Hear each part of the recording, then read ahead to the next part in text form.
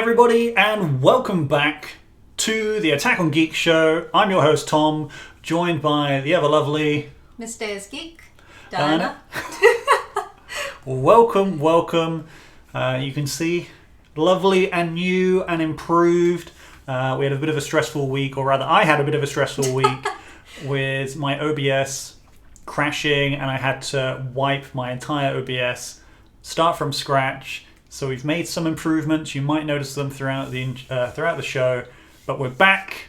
Welcome, and I think this is our biggest Attack on Geek show yet.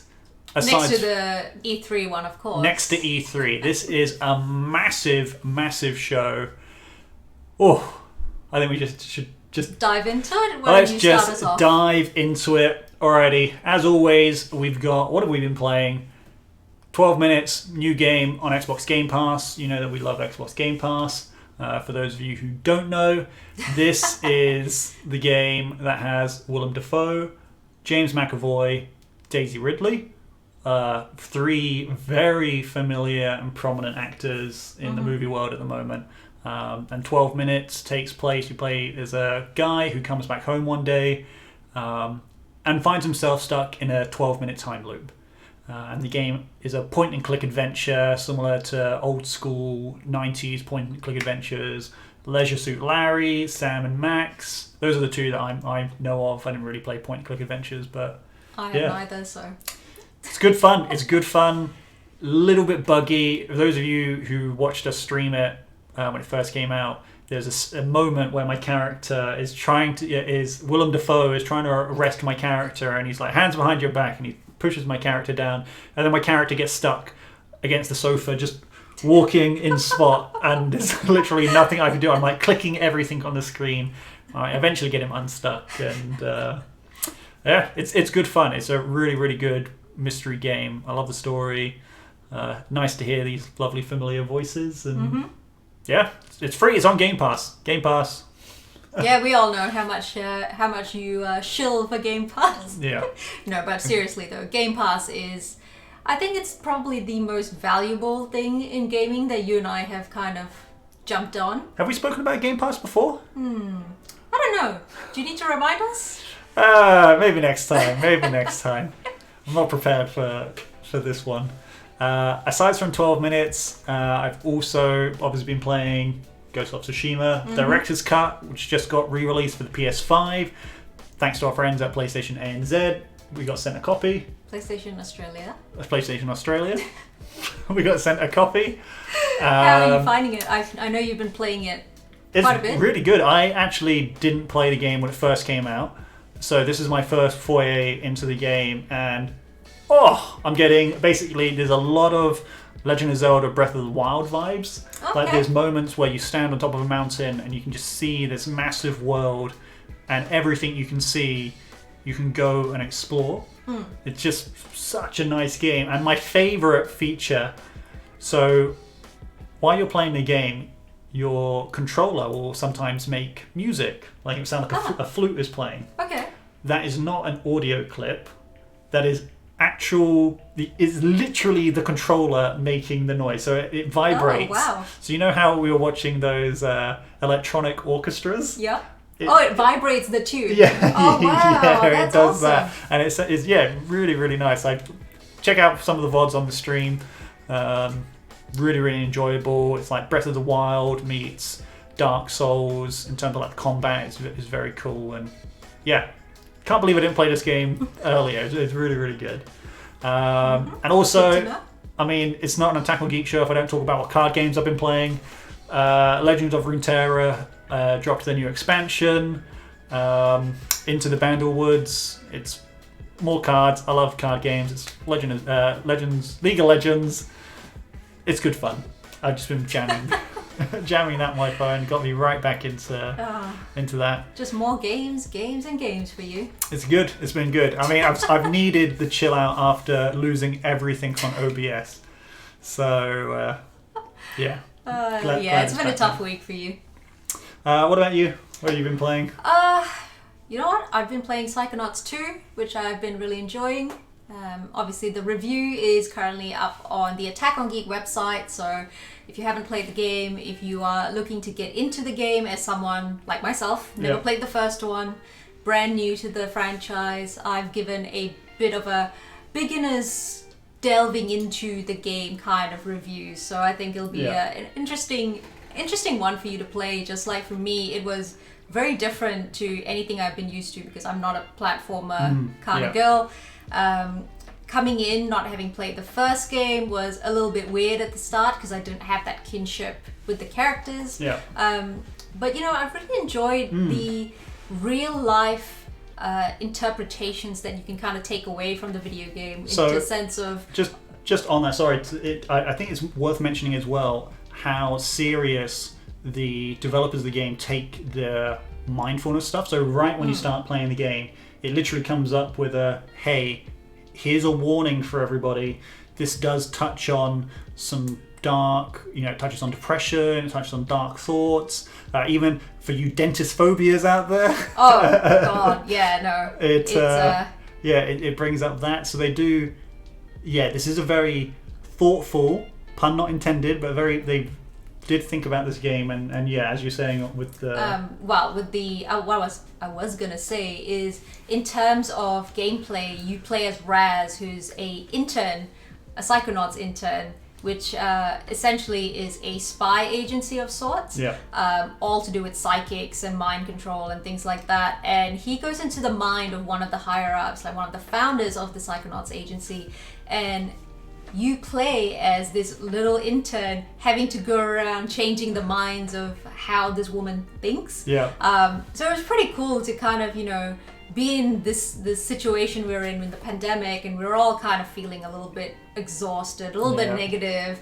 We're kind of just stuck in that one mindset. And then you play this game where you're essentially forced to kind of rewire how you think, and you kind of stop and realize, hey, wait a minute, if it works in a video game, I need to do that in real life. I need to think about things in a different way and make different mental connections to see things in a more enthusiastic and positive light. And I think that's really powerful for a video game to kind of do in this day and age. And you were very right about the dentist phobia. I actually don't mind the dentist.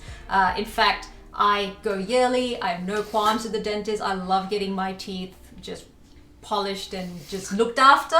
But what I do have is I absolutely hate losing my teeth. It's maybe a phobia, I guess. I've had dreams of my teeth falling out, and it just blows my entire mind that could happen to me. And so playing this game, during the first part, you play inside the minds of Dr. Labato, who is essentially a dentist. World's best dentist. He claims. And you go into the mind, and it's just all teeth. Gums and teeth. And there were bits, like the really spine-tingling, chilling bit that just got me just going, ooh, I don't want to play this anymore, is where the teeth kind of fell out of the gums, and you play as Raz, and he's got telekinetic abilities, so he pulls the teeth out from the gums and throws it at like the little enemies, and I'm just sitting there, I'm like, no, I don't like this. So that's my only critique with the game. It's like, no. And again, play this on Game Pass. And so on available Game Pass, on both console and PC. Xbox Game Pass for console and PC. I've played it a little bit as well. I very much enjoyed it. It's nice. I mean, for the veterans out there, for platformers, it's not too crazy difficult. It's got a nice story. Characters are a little bit weird. I think like that's one thing that you have to get over is the characters are weird. Deal with it. Like, I think the weirdest thing that gets me every time is there's a couple of characters that look like they don't have noses. And they've got like real big eyes, they've got a mouth, and then it's just like this tiny little thing coming out their face. It's very weird. I'll be honest, when I first saw the Psychonauts reveal trailer and I saw Raz with his little goggles and everything, I thought it was a frog. And so when I first started playing the game and you get to see him as his character without the goggles and everything, he's human. Yeah, he's a dude. But you look at his name, Rasputin Aquato. You think of it, it's like a frog. He comes from a family of circuses. Cut the circuses. Or he lives in the pond because his last name is Aquato. But yeah, Psychonauts, good fun. Yeah, that's all I've been able to play, to be honest, because I've just been so busy with all my other projects. One of which is trying to overcome the fact that I've been nominated for this global award, the Women in Games Global Awards, which kind of still blows my mind because I'm the only Australian, the only Asian, the only woman outside of the US and Europe to be nominated and shortlisted, and it's just so bizarre.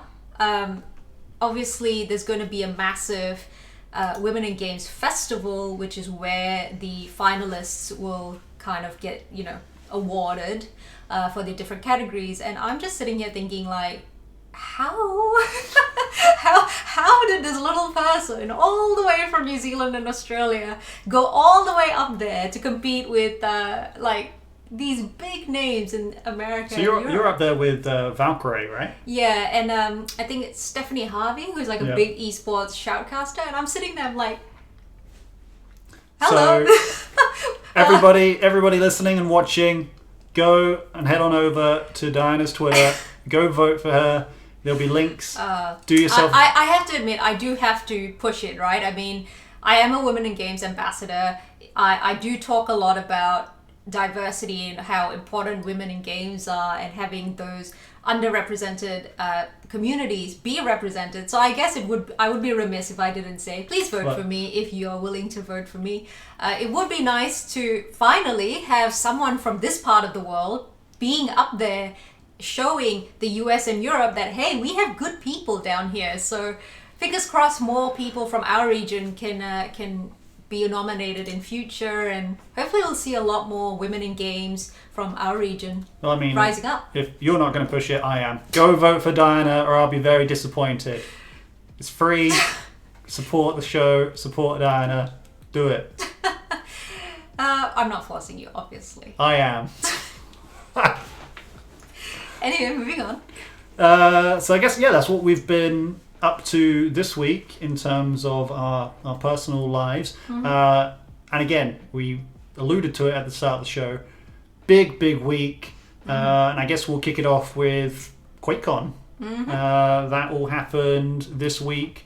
And I guess, do you want to talk about QuakeCon? You had some... QuakeCon was surprising. Yeah. To say the least. Obviously, it happened last weekend, so we're a bit delayed in that sense. But the recap that I want to touch on is basically Quake.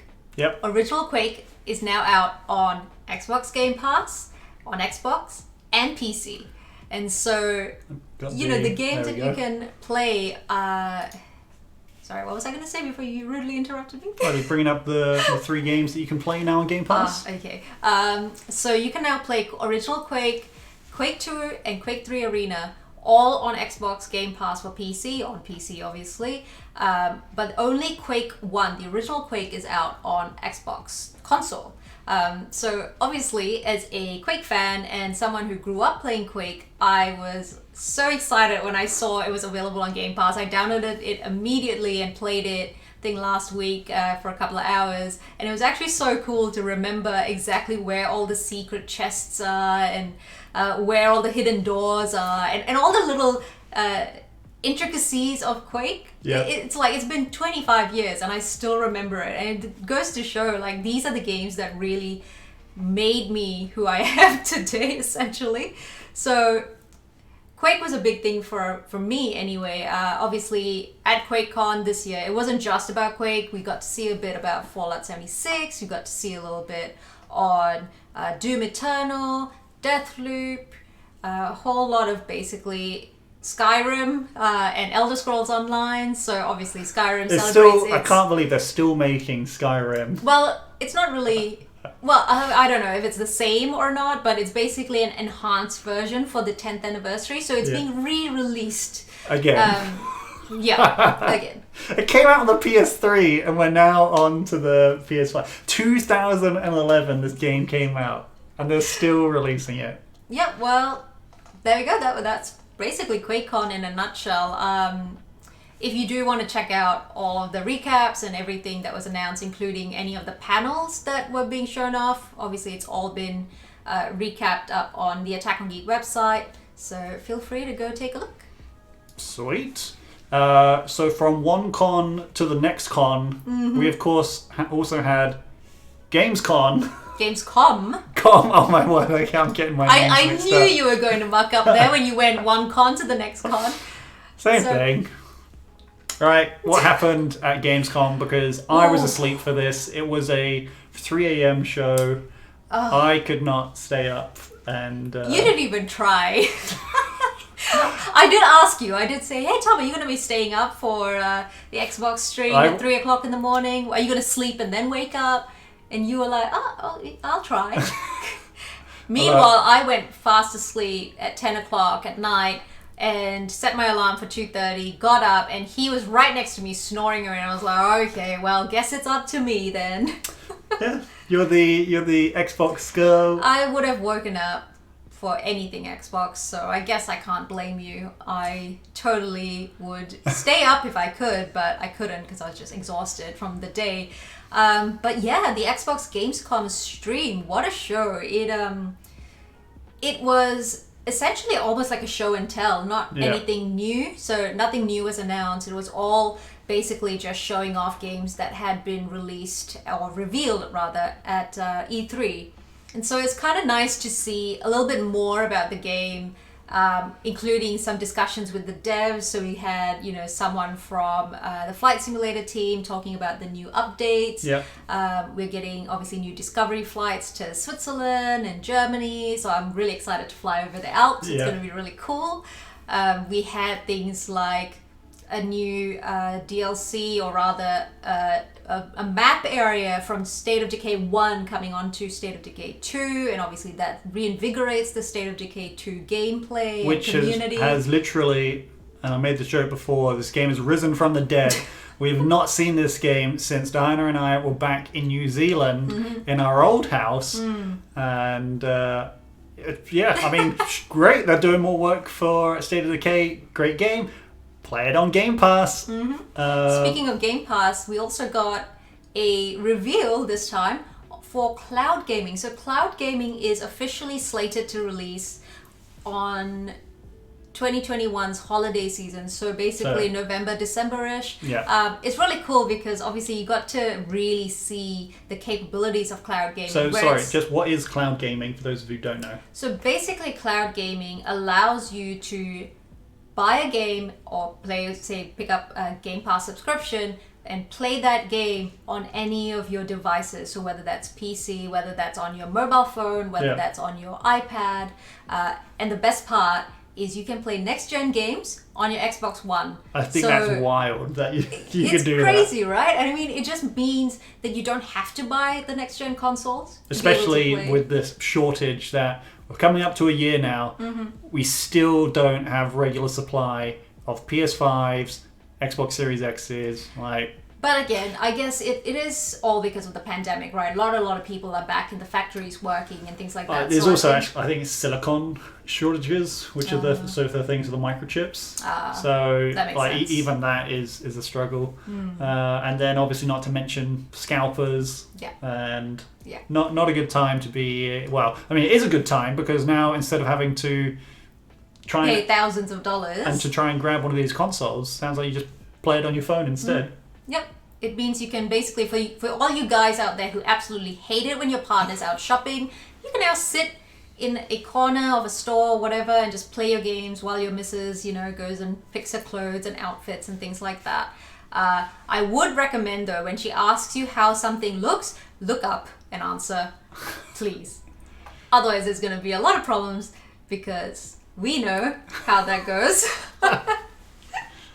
That always looks good. That's just the answer. Looks great. Love it. Buy it. And then 2 days later, I return it. So all of the news, again, all on our website. Head on over to attackongeek.com. You check out all the Xbox recap that we've done. You've done a great job here of surmising everything. I mean, I'd like to think so. I did wake up at 3 a.m. and did every single live tweet possible in that 1.5 hour time slot.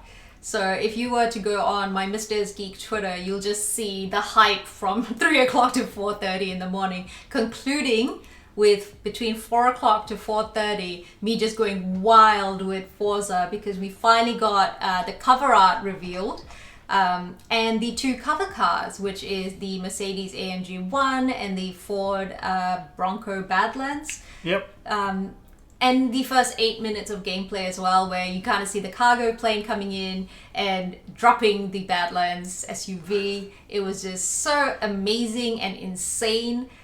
And the best part, the controller, the Forza Horizon 5 Xbox controller, which do we have that on here? No, we do not, but that's fine.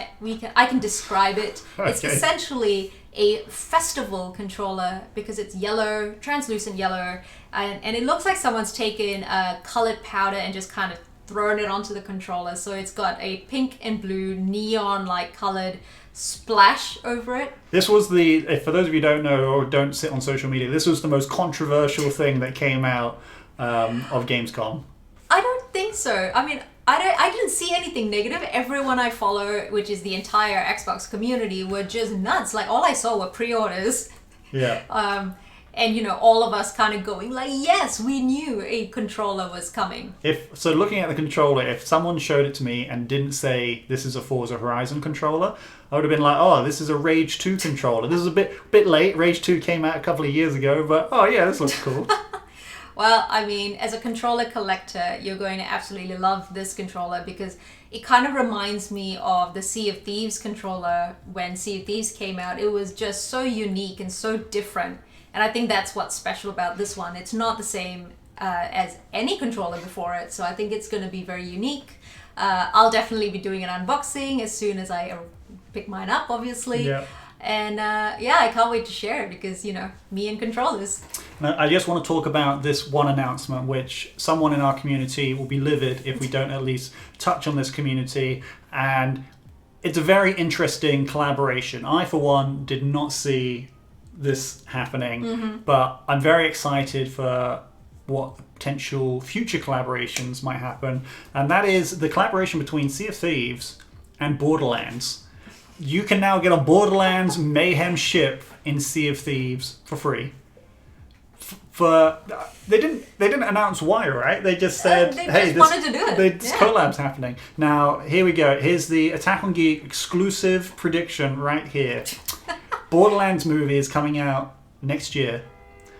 Is Microsoft, I reckon, the Xbox and the Borderlands movie are going to do something. There's going to be something happening there. If they're already doing this with Sea of Thieves and Borderlands, there's going to be something that's going to happen between the two. You heard it here first. Everybody clip this, save this for next year when they announce their collab. It's going to happen. We'll see. But moving on from the Xbox stream, obviously we had the opening night live show where Jeff Keighley kind of helped announce all the other titles that are coming out in the next 6 months to a year, including Horizon. Sorry, I keep thinking Forza Horizon. Oh, Horizon. There we go. Forbidden West. Finally got a release date for this. Yes, we've got a release date, but it has been delayed. It was supposed to come out this year, but now we've got an 18th of February 2022 date, which is really interesting because there are a lot of games coming out in February 2022. So Horizon is one of them.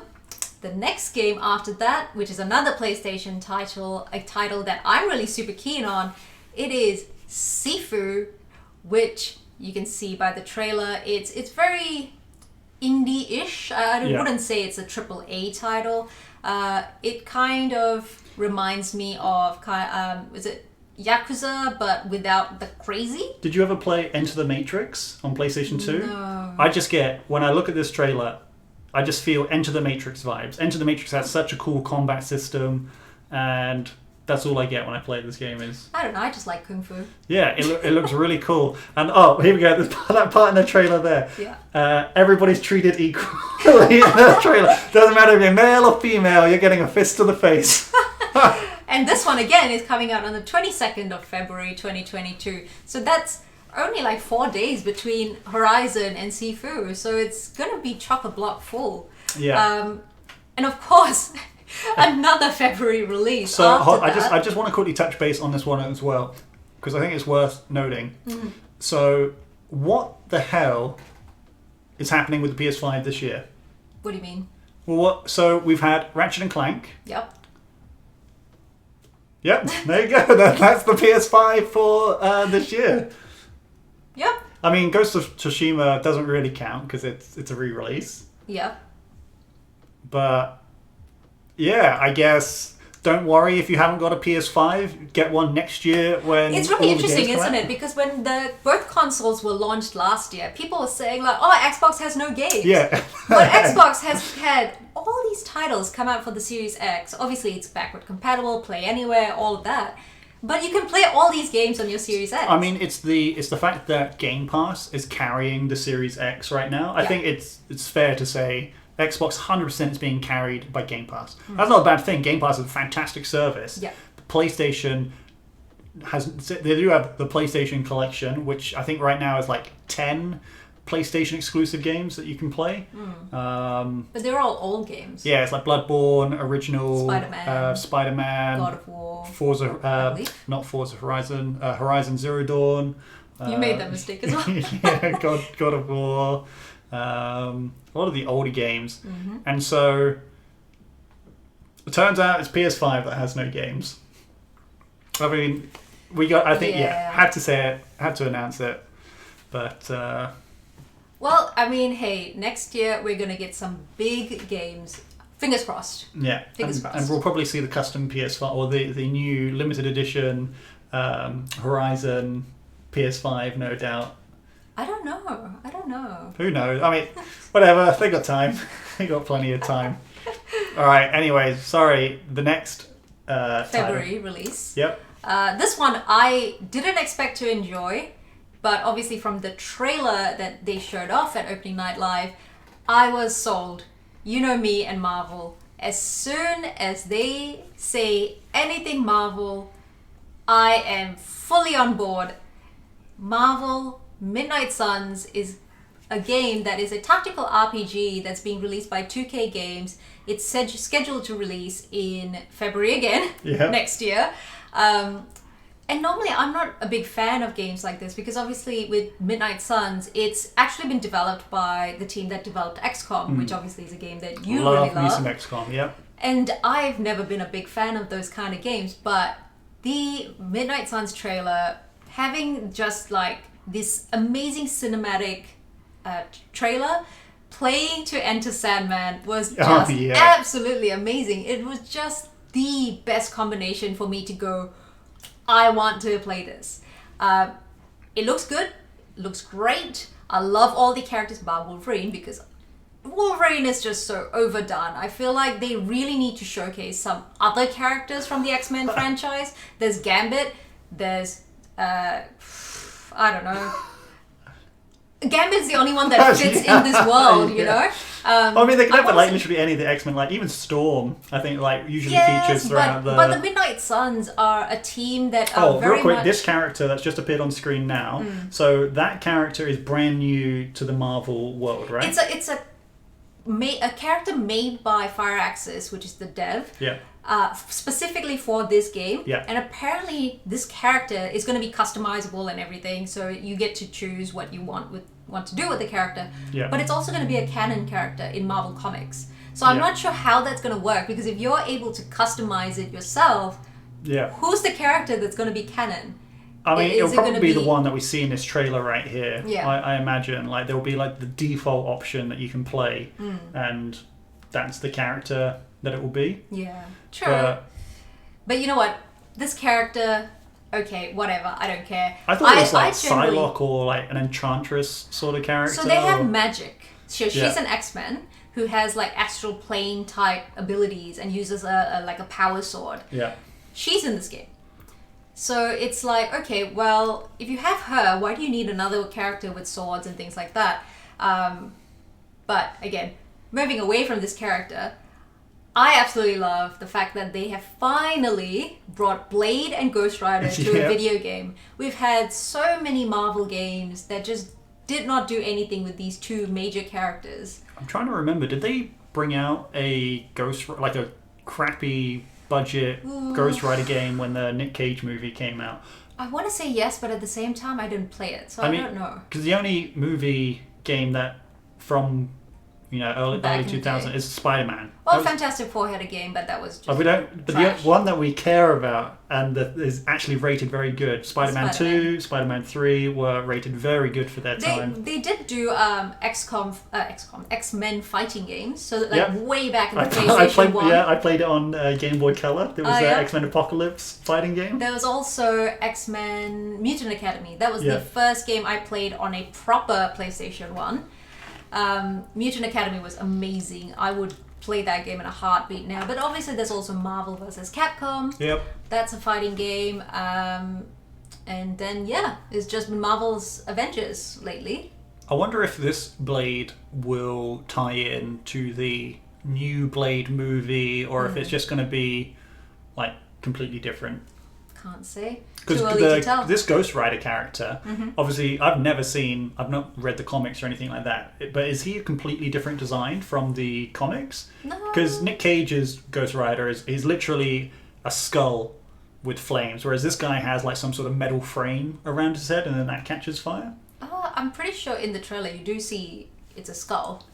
No, it's like metal, and the fire comes out. Maybe they've just kind of added that feature on. I'm not sure. Yeah, I know that even in the comics it's a skull head that catches on fire. Yeah. So that's Marvel's Midnight Suns, which I'm really keen for. I'm sure you'd be keen for because if it's going to be an XCOM type game. So it's developed by XCOM devs, but that doesn't mean it's going to be... But it's still a tactical RPG, right? So wouldn't that be similar? Maybe. I guess, so we got gameplay being revealed on the 1st of September. So I guess we'll see. We'll look at the gameplay. If it is turn-based, 100% I'll probably pick it up, check it out. I love my turn-based games. Obviously, XCOM really enjoyed. Even Gears of War. So Gears Tactics. Yeah, I'm not a huge fan of the shooter Gears of War. Yeah. But the tactics game is actually really fun. And yeah, I really enjoyed that. I played that a lot. Okay. So I guess we'll see. And I guess the next game to come out, this one... Another February title, by the way. I can't believe, again, next year is stacked. I'm actually surprised that we saw this title. Whoops. Will this one work? There we go. Actually very surprised we saw this title. So this franchise I thought was dead. We haven't seen it since the start of the PS4 or middle of PS4. It's very hard to tell from the trailer, but you eventually work out at the end. This is the Saints Row reboot. So Saints Row, for those of you who don't know, it was the competitor to Grand Theft Auto when it first came out. And then when they realized we're never going to beat Grand Theft Auto, they just went in the complete opposite direction and just went absolutely bombastic Grand Theft Auto. There's a bunch of R-rated weapons that I probably can't say on the show. You do crazy stuff. You're a crime lord. It's like Crackdown meets GTA. I guess the wildness of Crackdown, you mush them all together. I mean, the trailer does it pretty good justice of what the game's about. You're up-and-coming crime organization trying to make a rep for yourself. But You've never played... I've not played any of them, no. I think you'd actually enjoy this game. Oh, really? It's, big open world. Generally, they're set in a big open world, and you go around shooting things and committing crimes. But it's got a fun twist to it. It's like Sunset Overdrive. Do you remember that game? Like the comedy from Sunset Overdrive? It would be like that. Oh, okay. So it doesn't take itself too seriously. I just like the fact that this guy is shirtless, but he's got this really, really weird helmet on. Oh, the Nico helmet. Yeah, that looks really cool. It's like a diva helmet thing. But yep. So that's obviously coming out next year as well.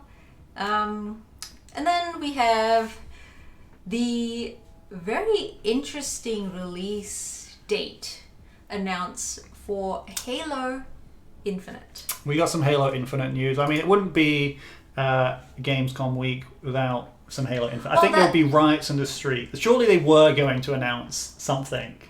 Well, yeah, definitely going to get announced. Obviously, the question is, why wasn't it in the Xbox stream, and why was it in the opening night live stream? Well, I think we know the reason for that, and that's because it was leaked by none other than Microsoft themselves. Well, no, that doesn't answer the question as to why it wasn't in the Xbox stream. Oh, well, I mean, maybe they were saving it for another event. No. But the reason why it's probably in the opening night is because Right. it's been leaked. Yeah. And as you've said in the past, whenever there's a leak, It always gets announced. they Yep. just jump onto it. That's So- the Xbox way, and it was absolutely brilliantly done because we got a release date, December 8th this year, which is not in time for the 20th anniversary, which is in November. Yeah. However, for the 20th anniversary and to celebrate Halo Infinite, we do have, well, it was announced, we don't have, unfortunately, and you'll hear why, the limited edition 20th anniversary Halo console bundle. So There it'll it be is a on the Series screen. X designed and themed around Halo Infinite. It comes with the game, a controller that looks absolutely amazing, and look at it, it's just so beautiful. Unfortunately, pre-orders went live at 4 o'clock in the morning Australian time, and by 5 o'clock in the morning it was gone from the Microsoft Store, including Microsoft Store Australia. And so when Tom woke up, saw the news, woke me up and said, oh, they announced the console. Did you remember saying that? Yes, I did remember saying that. Let me go and try and pre-order, because till today I still haven't been able to get a Series X. My pre-orders last year got cancelled. There was this whole debacle with it. I was so disappointed, and I was just waiting for the day that a reason showed up as to why the biggest Xbox fan in all of Australia, who does so much Xbox content, could not pick up an Xbox Series X. And I believe this console was the reason why. I think the universe just knew. This girl absolutely loves her themed controllers. She loves everything like custom designed, and so You've actually just reminded me as well. Was your first Xbox One the Halo? Yeah, exactly. So it just fits, right? My very first Xbox console was a Halo limited edition console. Yeah. So it's like perfect for me, because now we've got the next gen, which is a Halo console as well. But unfortunately, again, because scalpers and just people with insane amounts of money, it was gone by 5 a.m. on the Microsoft Store. It was gone by 10:01 a.m. on EB Games. It was gone on the JB Hi-Fi Store.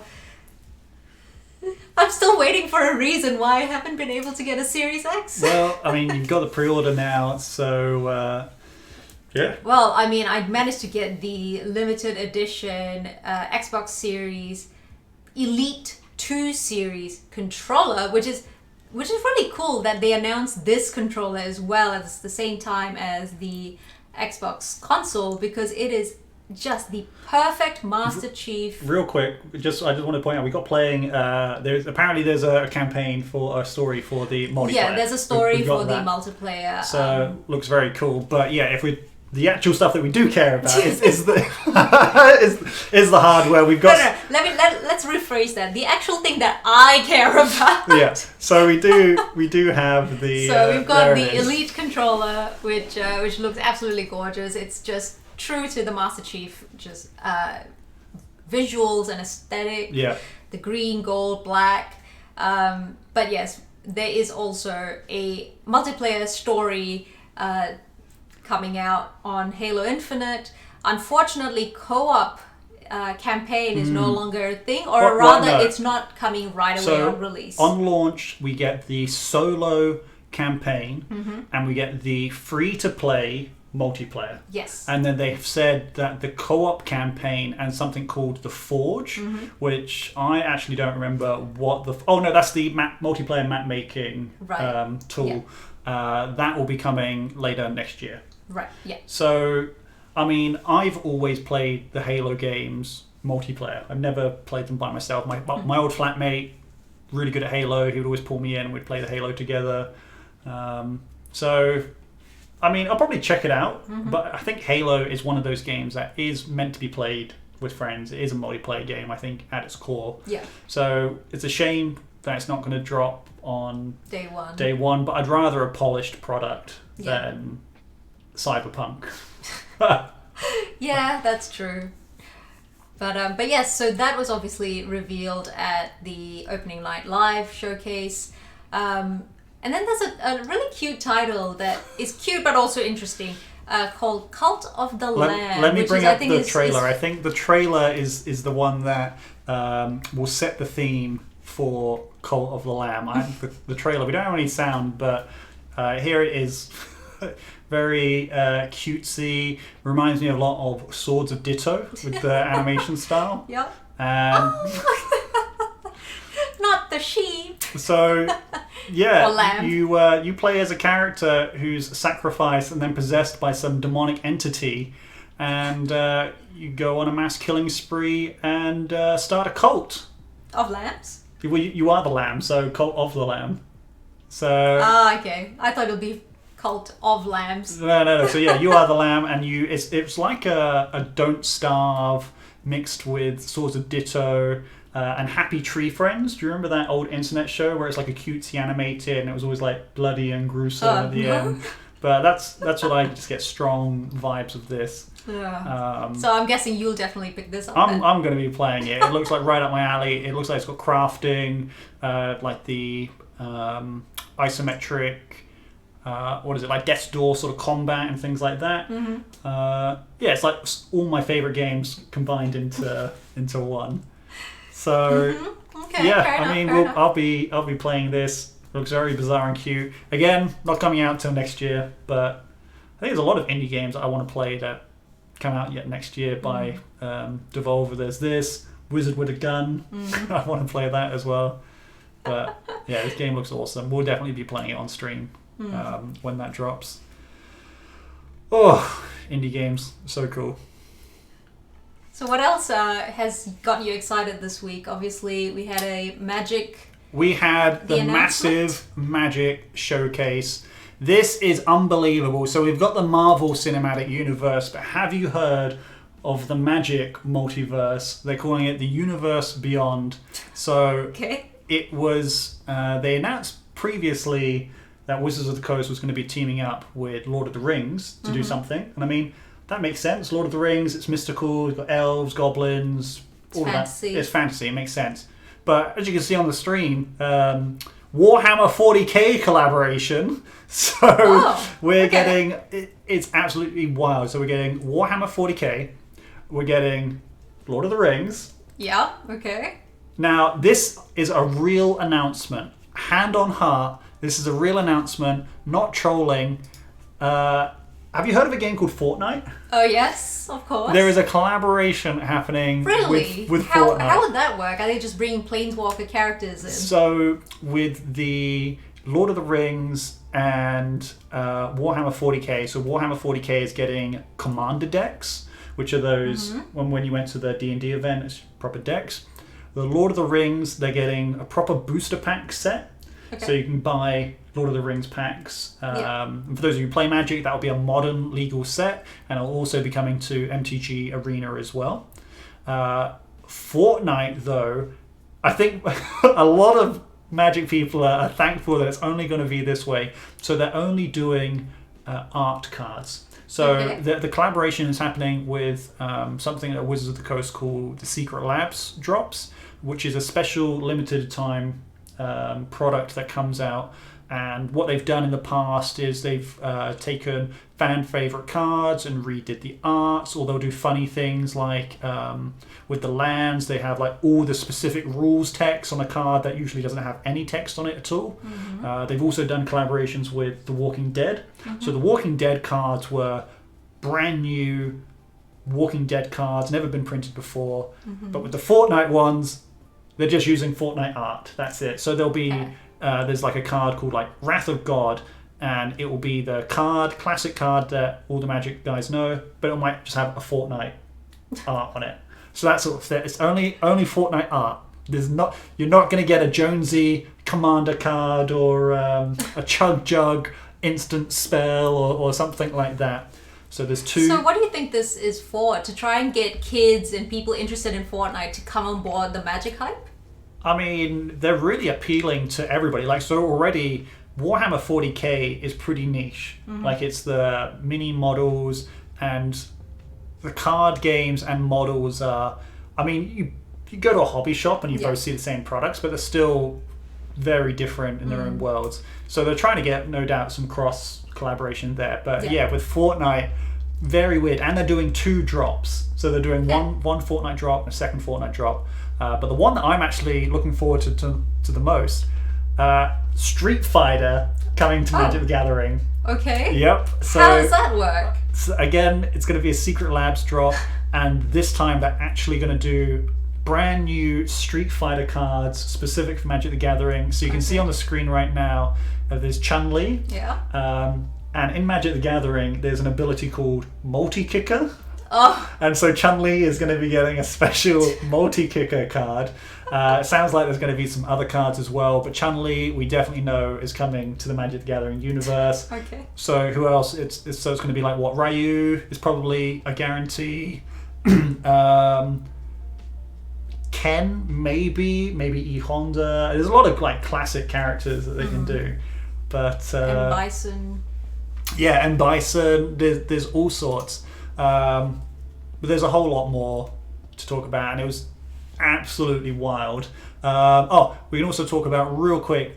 There's a new set coming out. I can't remember I've already forgotten the name of it. Thankfully, though, I've already written up my my recap that we can talk about, which is Kamigawa Neo Destiny. Which all you need to know is futuristic neon ninjas. That's the set. Gosh, they've gone all out. And this is all happening. I mean, it's all happening next year.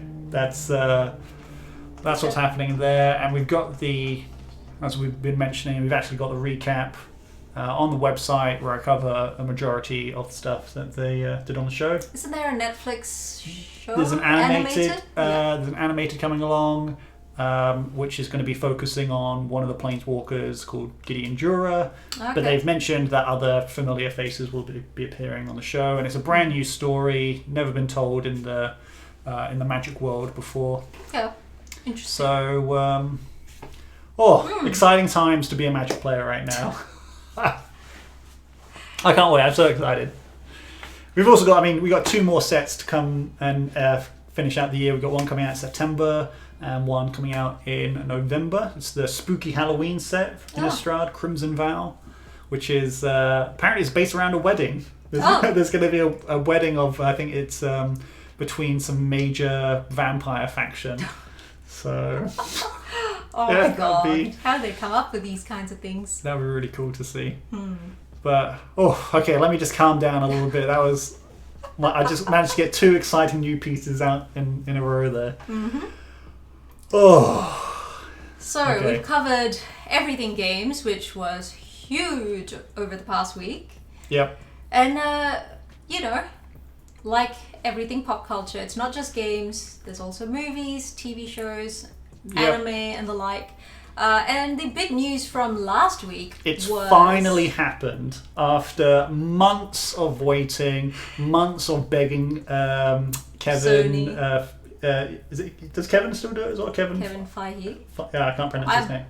Don't think he has any persuasion over Sony. He's still the big Marvel dog, though. But yeah, and begging Sony. We, of course, are talking about the No Way Home trailer. Finally dropped, but why? Once again, there was a leak. Yep. And the leak was, I'm not sure if you saw, the leak was essentially filmed. Someone had filmed someone watching it, or one of the principal editors was watching it on their phone. Someone had filmed over it, and then another person filmed over that. And so the leak was just an inception of just phone video over phone video over phone video over phone video. And, it was okay. It was hard to tell in depth what was happening, but obviously in response to that, the very next day we had the actual trailer come out, and it became the most watched movie trailer in the first 24 hours, topped Endgame. It's the Marvel franchise that owns the trailer top spots anyway, but absolutely wild. I watched it a bunch as well. And do we wait for the moment in the trailer to appear? What moment? because there's the moment that everybody's been waiting for. So I guess Yes, we'll talk wait. about what the movie is about. So you know more about this than I do because you're the OG comic book fan. So when you say talk about the movie, do you mean the inspiration or? Yeah. So this is based on So obviously this scene right here on the trailer that you get to see is basically where, obviously from the previous movie, Peter Parker, his identity has been revealed. He's Spider-Man. Now the whole world knows. Obviously there's a lot of complications that come with that. The safety of his family and loved ones are all at stake. His life has just been completely thrown out. He can't be just Peter Parker anymore. He can't live his normal life, and he's a high school kid, right? He wants to just have a normal high school life. But here comes this big, massive reveal. His life goes into chaos. He needs to get back on track. So he goes to Doctor Strange and says, "Hey, Doctor Strange, everyone knows my identity. Can we kind of do it such that they don't know who I am?" And Doctor Strange goes, "Sure." And obviously in the trailer, he tries to perform a spell to make everyone forget. But Peter goes, "Oh wait, but I want some people to remember me as Spider-Man. I want my aunt, my best friend, MJ." So when you watch the trailer, you can kind of see where this movie is taken inspiration from. And it's taken inspiration from... Oh, here we go. Is this the part? Oh no, it's the next scene. It's coming up. Oh, this is the bit I'm hyped for. Obviously we can see and hear that the Green Goblin is coming back. So Willem Dafoe. The Dr. Ock is back. So with the original actor from Spider-Man 2? The Spider-Man 1. So it was Tobey Maguire. No, Spider-Man 1 is... Spider-Man 2, but Tobey Maguire's Spider-Man 2. Sorry. Yeah. So yes, essentially what happens, I'll talk about the inspiration later, because Tom just had to throw Willem Dafoe in there. I think Willem Dafoe is like one of your key actors who's just like, anytime his name's there, the first two things that come to mind is, "Oh my god, it's Willem Dafoe, where's Willem the friend?" And then it's Willem Dafoe. Yeah, he's a really good actor. I like all the stuff that he does. I mean, his laugh, the Green Goblin laugh, is very unique. I don't think anyone else can do it as well as he does.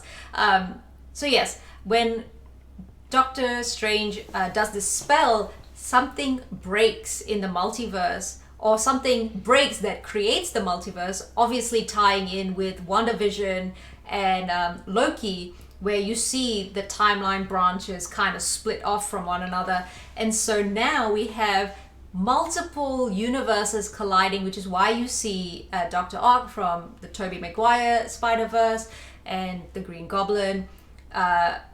We have rumors and some pseudo-confirmation that Andrew Garfield's line of villains and Andrew Garfield himself will be in the movie as well. So obviously in this trailer we didn't get to see any of them. So there was the electric clouds, which everybody's going, that's Electro. Obviously Green Goblin, Doc Ock. People think that they've seen Lizard in the trailer as well, which obviously this is all coming together for the Sinister Six. Yeah, but a multiverse of them. Yeah.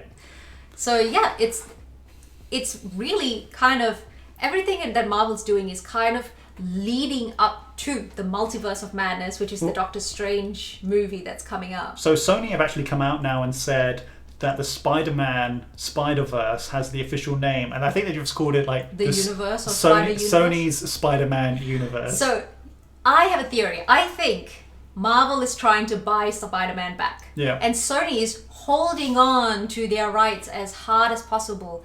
And we all know Sony has the money. Sony 100% has the money. They just bought Crunchyroll, for example.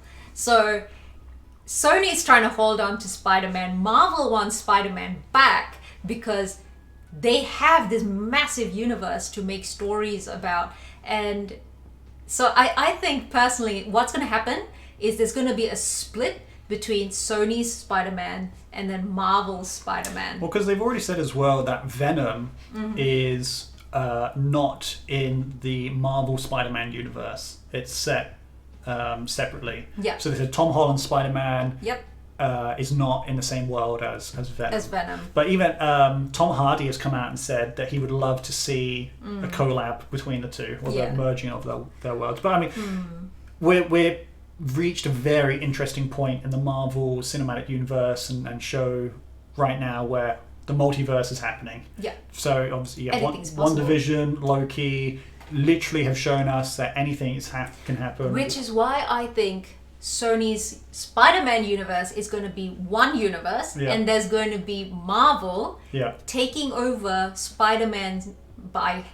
I don't know how in legal terms what they'll do to get the rights back, or maybe they'll split the rights by having Marvel's Spider-Man universe. And then maybe Sony is just going to keep the animated one, because obviously Into the Spider-Verse, brilliant animated, done by the Sony animation team. The second one is coming. Quite a while away. Yeah, I don't think they've announced anything for that yet. So I guess we'll see. It's literally exciting times to be a Marvel fan. Well, yes and no.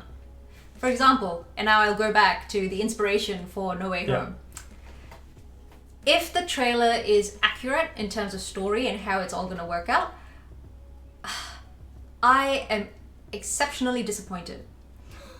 The trailer, and most likely the movie, has been taken by the most hated Marvel book ever made.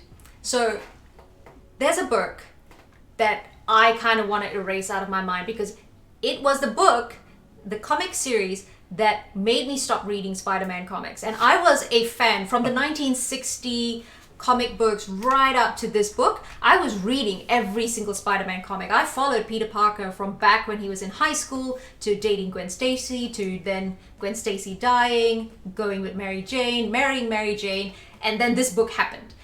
And this book essentially is also the reason why I absolutely hate Tony Stark, because this book was set directly after Civil War, and in Civil War, Tony Stark is the reason why Peter Parker's identity gets revealed. And because his identity gets revealed, like in this particular movie, Aunt May gets shot by the Kingpin, or something to do with the Kingpin. She gets shot, and obviously Peter loves his Aunt May, needs to find a way to get her back on, her 2 feet and make sure she's going to be fine. So he goes to Doctor Strange, just like in this trailer, and says, hey, can we move this back? Can we take time back to when people didn't know who I am? I want to redo. I want to save Aunt May. And he goes, no. So this in this book called One More Day, Doctor Strange says no, unlike in this trailer where he says yes. So Peter and Mary Jane, who are married at the time, go to Mephisto, and you will all hear this name going around because obviously a lot of talk about Mephisto happened during WandaVision. Yep. There's a bit of Mephisto hints like throughout the entire Marvel universe over the last few... In the trailer as well, there's a scene where someone's painted devil horns on Tom Holland's face. And they're holding up a sign saying devil in disguise. So, interesting. Yeah, people are thinking that Mephisto is going to... Because there's also, in the trailer, there's a bit where Doctor Strange is all in black and looks a bit evil. And I mean, we've still got... Because we've got What If happening and streaming right now, and we haven't had the Doctor Strange episode yet, which we know is coming. And from the trailers, we know that there's an evil Doctor Strange, or something happens. So I'm wondering if the What If will tie in to the movie, because after What If, we don't have any Marvel shows until next year, and obviously the Spider-Man movie at the end of this year. So it could be that the show will tie into the movie, maybe. But yeah, so back on track, because I will talk about this book and how much I hate this book to my dying day, because this is the one thing that Marvel did that made me stop being a Marvel fan for a good chunk of time. And then I kind of got back into it with the movies. So yes, Peter and Mary Jane go to Mephisto and basically say, hey, we want to reverse time, we want to save Aunt May. And Mephisto goes, okay, well, what am I going to get out of this? I want your marriage. And so what he does is he essentially takes the whole Peter Parker and Mary Jane getting married part, turns it back in time where Peter doesn't make it to the wedding. And so if your groom doesn't show up to a wedding, naturally, the bride's going to be like, yeah, you are not the right one. I'm going to move on. So the entire book was just so badly written as well. It was just such a terrible book. Essentially what happened was Joe Quesada, who was the editor-in-chief at the time, absolutely hated that Mary Jane and Peter Parker were together. So can you imagine one guy just hated this relationship and decided, I'm going to change everything. And he basically made it such that Peter Parker went from, family man, married, all that, trying to get, settling down and wanting to have kids and things, rewrote him right back to being a single man with all this chaos happening. Meanwhile, people were just like, we don't like this. We're going to focus on Miles Morales because Miles Morales is a much better character. So yeah, that's essentially where the inspiration for the trailer, I think the movie, is coming from. But in saying that, here we've got Doctor Strange saying yes, which is interesting because what happened with One More Day is that people hated it so much that a few years later, Joe Quesada kind of rewrote it in a way, but he did the same thing. He still got rid of the marriage, but instead of Mephisto saying yes and doing it, Doctor Strange does it. So Doctor Strange actually says yes.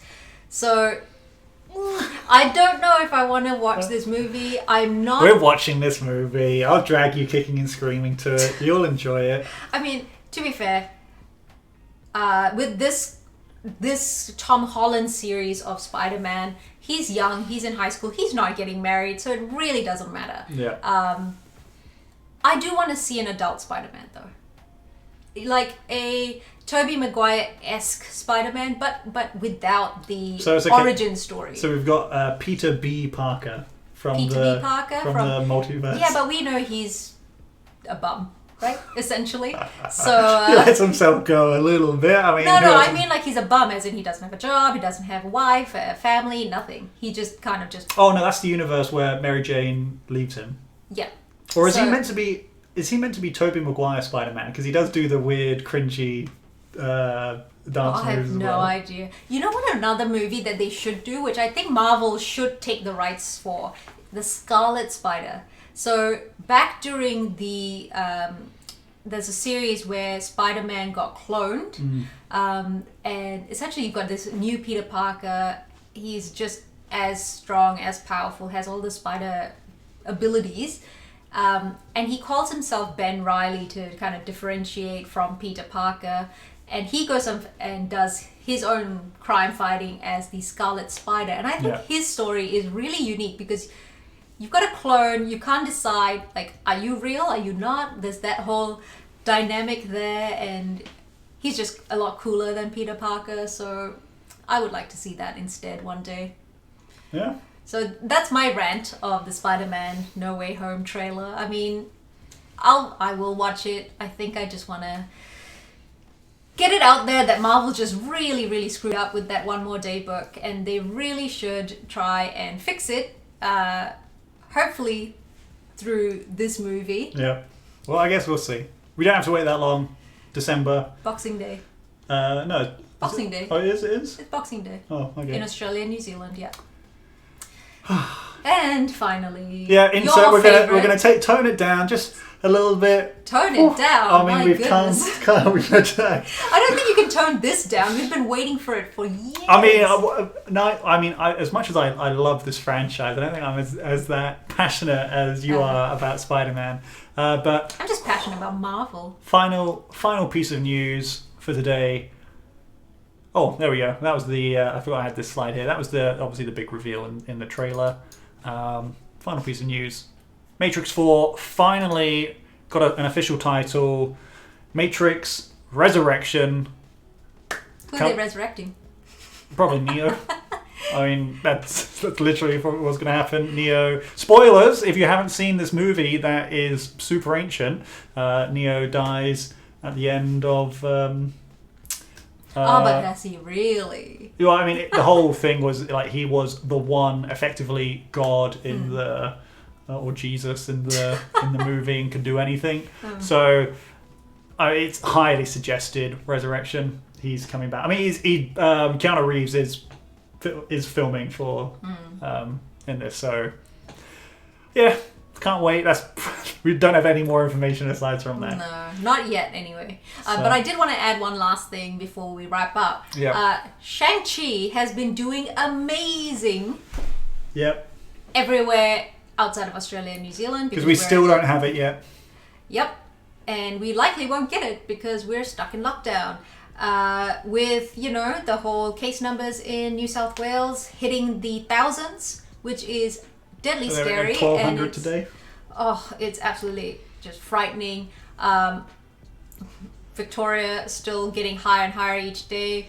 So we might not get to see it, but if you are outside of Australia and New Zealand, if you've been vaccinated, if you've had all your precautions sorted, please go watch Shang-Chi. It's doing so well outside of our region. Apparently it is one of the better Marvel movies where it explores a culture in a really good way. And I think what I saw was someone said it was exactly like the old Jackie Chan Kung Fu movies. So the martial arts is going to be really good. And I really want to see it. So I really hope that Disney, Australia and New Zealand find a way to be like, you know what, I know it's meant to be exclusive in cinemas, but because you're all in lockdown, we're going to put it on Disney Plus. I will pay to see it.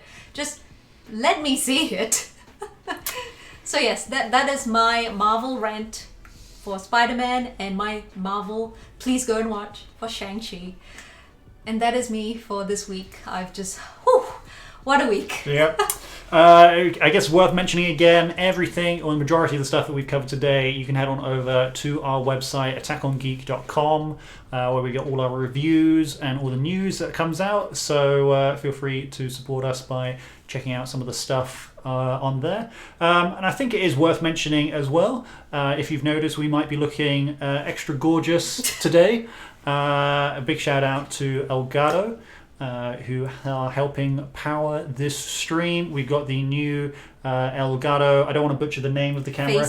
Face cam, which is what you can see us on now. All of the motions and everything I've been controlling with our Stream Deck. Honestly, it makes life so much easier to do all of the cool transitions and things. So big thank you to Elgato for hooking us up with this stuff. I think that about does it for the Attack on Geek Show this week. Yeah. Massive week. This is one of our biggest shows that we've done. A lot of stuff to cover. And, take a breather. It was pretty intense, actually, talking about all the things that are our passions and things like that. I think it'll be really nice now to just go and sit back and play a video game. Yeah, that's the plan. So thank you so much, everybody who is watching, wherever you are. Be sure to give us a little bit of free support by subscribing, liking, following, all that good stuff. You know the drill. Thank you so much for watching. We'll be back next time. Stay safe, have a good one, and we'll see you next time. Bye.